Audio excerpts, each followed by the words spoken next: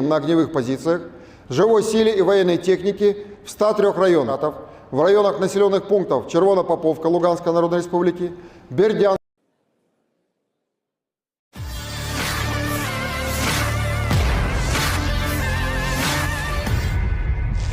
From the starting days of this unprovoked war, we have witnessed Russian forces engage in horrendous atrocities and war crimes.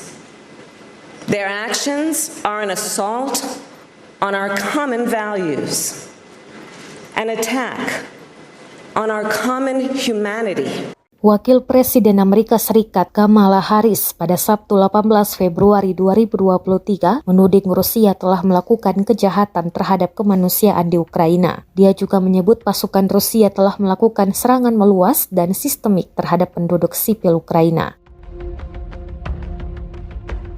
Harris membuat komentar di konferensi keamanan Munich beberapa hari menjelang peringatan 1 tahun invasi Rusia ke Ukraina. Amerika Serikat secara resmi menetapkan bahwa Rusia telah melakukan kejahatan terhadap kemanusiaan, kata dia dalam pidatonya kepada para pemimpin dunia pada pertemuan itu, dikutip dari AFP. Ini adalah pertama kalinya Amerika Serikat secara resmi menetapkan tindakan Rusia di Ukraina sebagai kejahatan terhadap kemanusiaan. Dia menyebutkan serangkaian pelanggaran yang sudah dilakukan oleh pasukan Moskwa di Ukraina, termasuk pembunuhan, pemerkosaan, dan penyiksaan.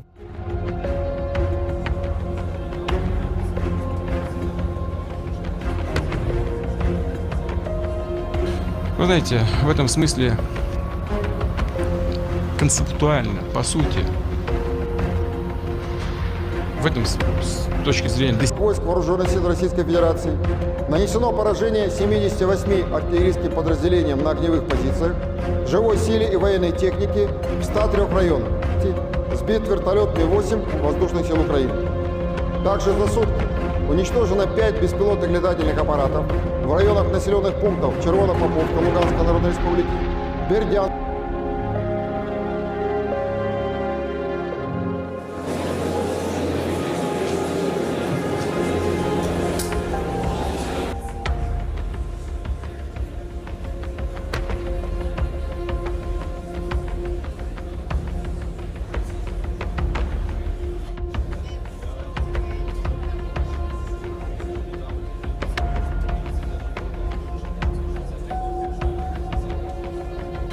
Вы знаете, в этом смысле концептуально, по сути,